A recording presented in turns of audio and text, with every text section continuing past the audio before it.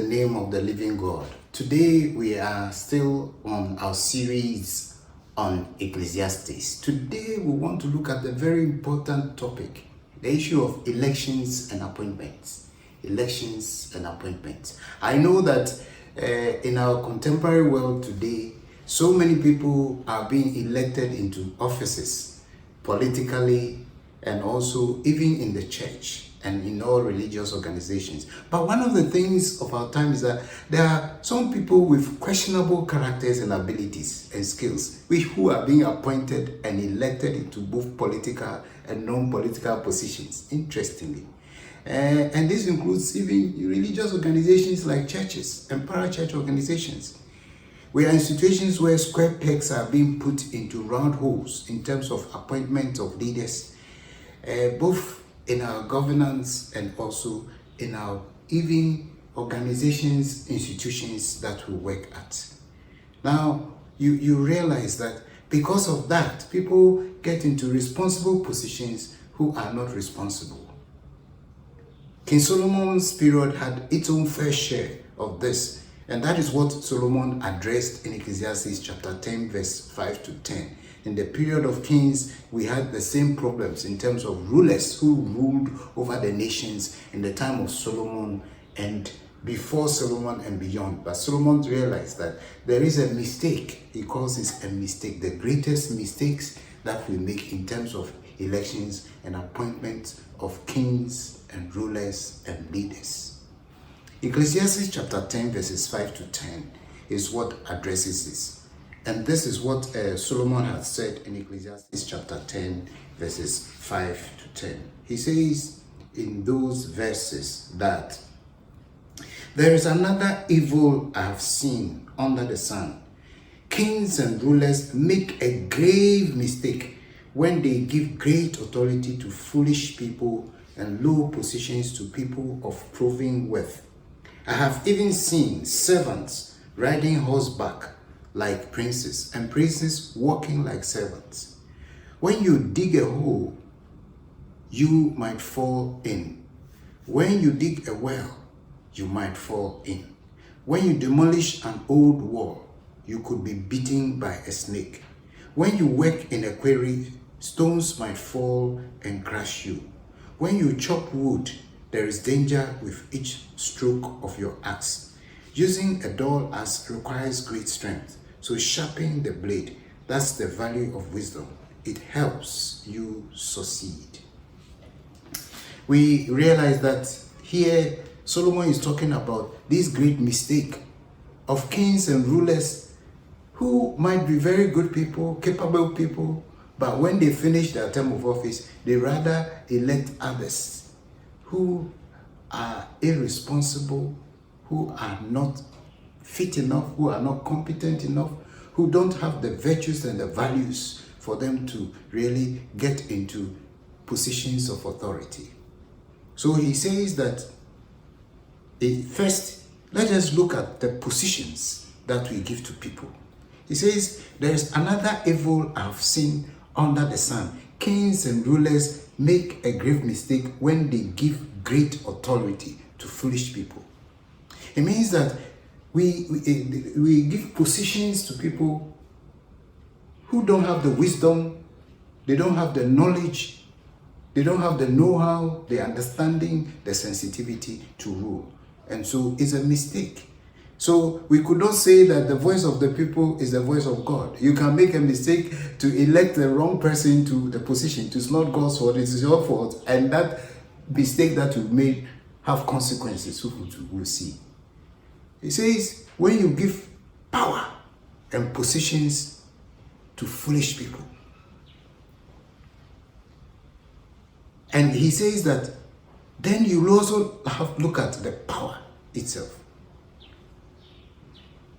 You give power to the hands of people who are not capable of handling power.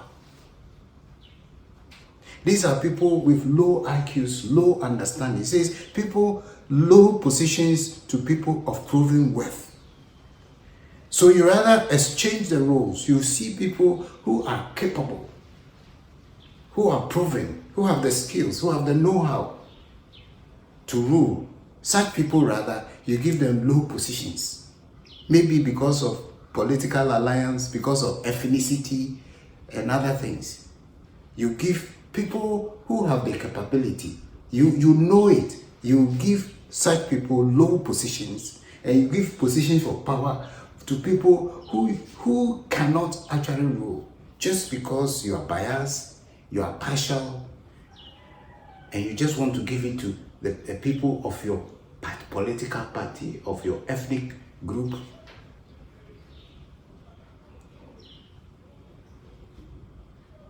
It's a mistake. He also says, I have seen even servants riding horseback like princes, and princes walking like servants. The kind of places that we give to people. We give a place of riding on a horseback so that the person would be able to surround the whole area to people who we know are destroyers. And those rather who are capable of ruling, the princes, the noble people, the people who have the ability and the aura to rule, we rather put them at low places. The servants who should serve have been put into the places where they are to be served. We should mind the places that we put people, the spaces that we create for people who can destroy. It is very dangerous to give a whole nation to the hands of somebody who would just run on Rolls Royces and various cars and various vehicles and fly aeroplanes, rather than to people who, when you give power to them, they know how to handle it properly. He says, I have seen servants with riding horseback like princes, and princes walking like servants. You put square pegs in round holes.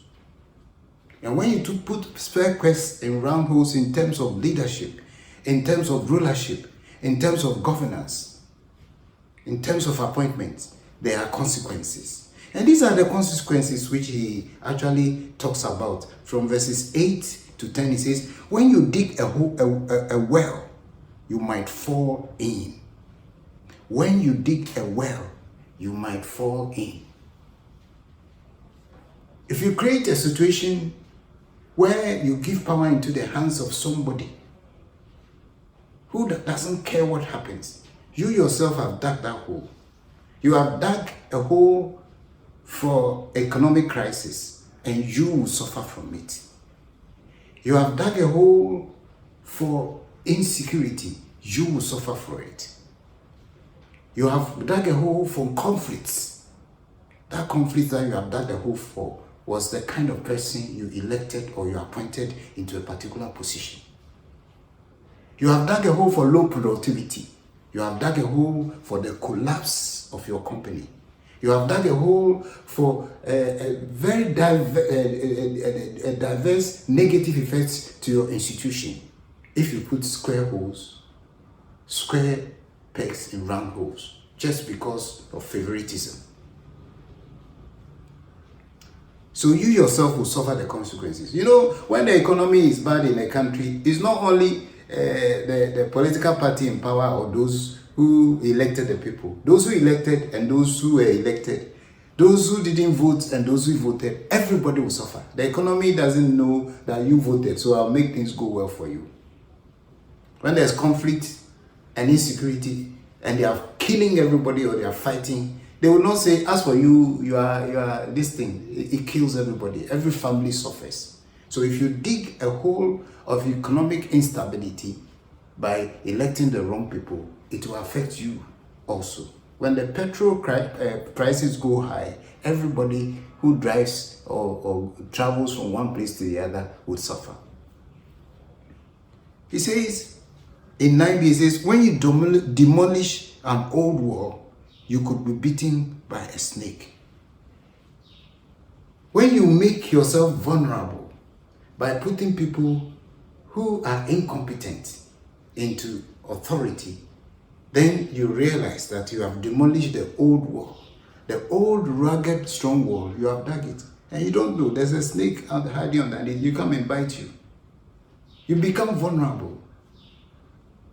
So when you remove the defenses of good economy, the defenses of good security, the defenses of social amenities from yourself, you become vulnerable to attacks by the harshness of your own situations. He says in verse 9, another consequence, not only vulnerability. When we work in a quarry, stones might fall and crush you. Wherever you work, and if you are working in a quarry, stones might fall and crush you. So there should be security measures there, and you need the right leader, the right person who has been appointed or elected to make sure that there is protective things for people who are working in a particular place. When the protective things are not there, if the environment is not safe, it's not only those who are not appointed or who didn't appoint who will suffer. Those who are appointed and those who are appointed and whoever is in the situation will suffer. So vulnerability has no color. So we need to make sure that we elect the right people to the wrong places, irrespective of who they are. Because what is important is that wherever we work, we take a car to our working place. So if we take a car to our working place and we decide we won't elect the right person, when the petrol prices go high, you still pay. If you want to, so that is it. When you chop wood, there is danger with each stroke of your axe. So it is very important for us to realize that we live in the real world. And the real world means that we need wisdom and we have to be circumspect in the people that we put power into their hands. Because it's not because the person is rich. There could be a person who is rich, but he doesn't have sense. There's a person who is noble, but he doesn't have sensitivity.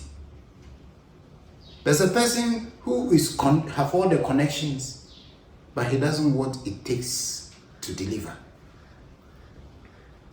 Using a dull axe requires great strength. So sharpening the blade, that is the value of wisdom. It helps you succeed. Don't get your mind into a situation where you stop thinking properly. Don't become dull. Don't dull your ask. Your ask is your mind. Your ask is your intellect. Your heart, the mind with which you do things is very important. So don't just close your mind and vote for your party. Close your mind and vote for your brother or sister. Close your mind and vote for your ethnic group person or appoint the person to the position because he's your relative. If you dampen your mind, your thinking ability, your good judgment, your discernment, if you dull all that and sacrifice it at the altar of this big mistake of putting square pegs in round holes, you will suffer the consequences. And God cannot be blamed for some of these. May God help us so that when we're going to do elections or positions or appointments, both in the church and also in religious organizations, parachurch organizations, and also in our institutions and in our political situations, our governance, we should make sure that under God's direction, we are very circumspect and we elect the right people, we appoint the right people, so that we ourselves will succeed and the institutions that we have actually started will go on from one degree of success to another. May God help us not to make that mistake so that we'll be successful. Thank you very much for listening to me. This has been Reverend Professor Anon coming your way again with the word of God from Ecclesiastes. May we know that we can be cause of our own downfall if we don't actually elect or appoint the right people to the right places. And we ourselves should know ourselves. If we are square pegs and we are being put in round holes, let's not accept it, because you will be a failure. God bless you for listening to me this Sunday at 7:30 a.m. And I hope you listen to me again on my YouTube, my Instagram, and my Facebook every Sunday at 7:30 a.m. Shalom.